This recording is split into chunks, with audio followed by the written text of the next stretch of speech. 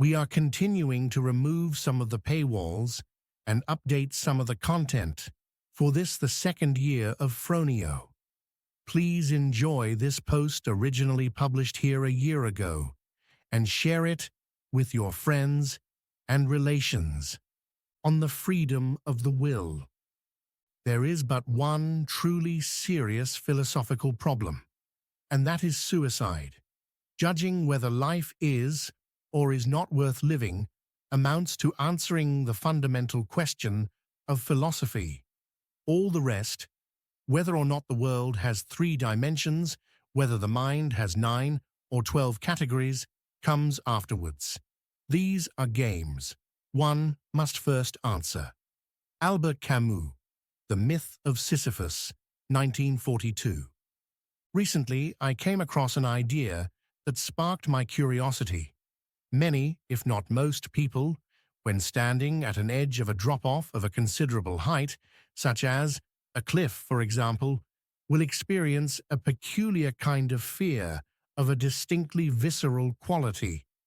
Those who experience this fear most acutely will profess to having a so-called fear of heights, and yet it is not exactly the height that they seem to fear, for in the very moment of this trepidation, they are, rather obviously, quite safe.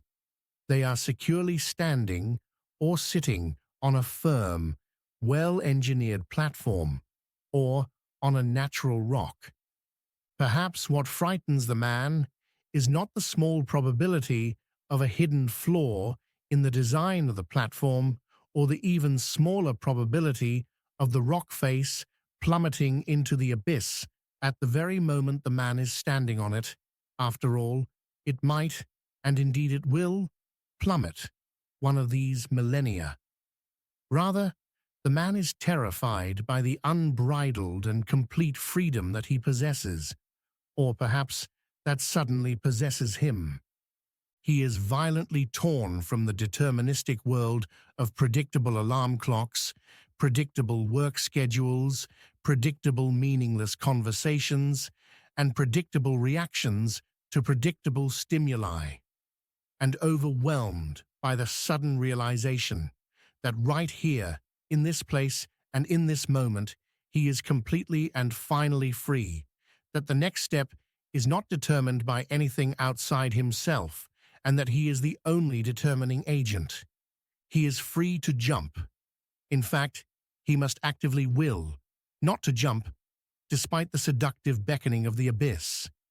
This freedom is so immediate, so obvious, so complete and final that it grips the man by his very entrails, punches him in the gut, cuts off his breath, leaving him nauseated and dizzy.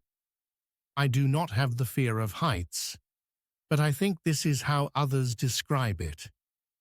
As unpleasant as this feeling may be, it is perhaps in this very moment that an ordinary man, just for a fleeting second to be sure, gets to contend with the only truly serious philosophical problem, the question that first must be answered: to be or not to be.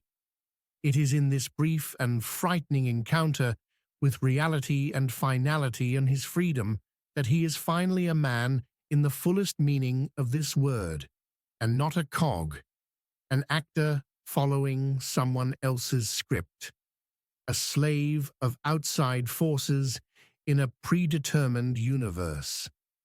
Very few indeed exercise the freedom to create, and perhaps God alone experiences it to the fullest.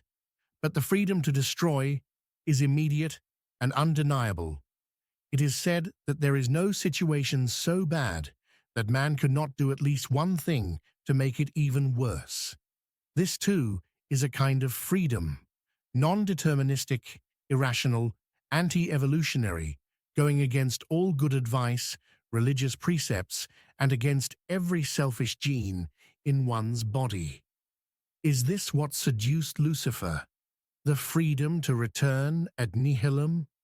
Of all the possible temptations that Satan could offer to Christ, he picked 3, and one of them was, in fact, to cast himself down. Matthew 4, verses 5 and 6. Is it because Lucifer was also tempted and could not resist? And he said to them, I saw Satan fall like lightning from heaven.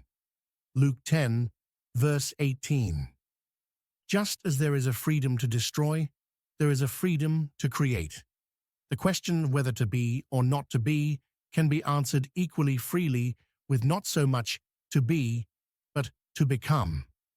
There is never a situation so bad that man could not do at least one thing to make it better. There is also never a situation so good. Even in a state of perfect bliss, I imagine, one could share his happiness with someone, and that would make it even better. It is perhaps a bit misleading to consider only the extremes, the immediate and complete destruction or the state of perfect bliss. Almost always, destruction is a slow and barely perceptible process of taking small and seemingly insignificant steps toward the abyss. These steps are taken freely, not out of any necessity, not under any duress or by any force, simply just because one can. It is very similar to food when it spoils.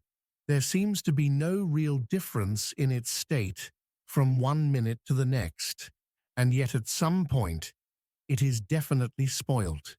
It is the same with the process of creation. Created in God's image, man is to become his likeness. Perhaps he can become a little bit like God, in whatever measure, when he does good freely, not out of any necessity or under duress, not by force or pressure, even if social or evolutionary, but simply because he can. And this is reason enough. To bring this principle into an absolute focus, Christianity teaches that nothing at all can be earned by good deeds. No promises are ever given in exchange, neither of salvation nor of paradise. Good cannot be traded for any selfish benefit with God, for he is sovereign and will not be bribed. One is absolutely free to choose good, and to do good for no reason at all, except that it is good. Perhaps the only constraint on doing good is time. A human life on earth is always short, even if not always nasty and brutish, and most of it is spent on tasks of self-maintenance. Very little time indeed remains for anything else. As we have therefore opportunity, says the Apostle, let us do good unto all men. Galatians 6, verse 10. The word that is translated into English as opportunity is kairos, proper time, proper season, the season of our life. It is important to develop a sense of urgency to do good, because urgency sets priority. Without prioritizing good, there will never be proper time for it, as other cares overwhelm man's existence. Essentially, the entirety of man's life is spent subject to deterministic circumstances. He eats to work and works to eat. But from time to time, there is a brief moment in which the fundamental question of philosophy, whether life is or is not worth living, makes him pause, lift his gaze up from the rut, and stare at something 1,000 yards away that is not there. It is in those rare moments that he wonders whether he is free, to destroy or to create, to do unnecessary evil or equally unnecessary good, for no reason at all, but only because he can. In those fleeting moments that he quickly brushes off, it is not the money he wants. He wants to find out something else, whether he is a louse or a man, whether he can step over barriers or not, whether he is a trembling creature or he has the right.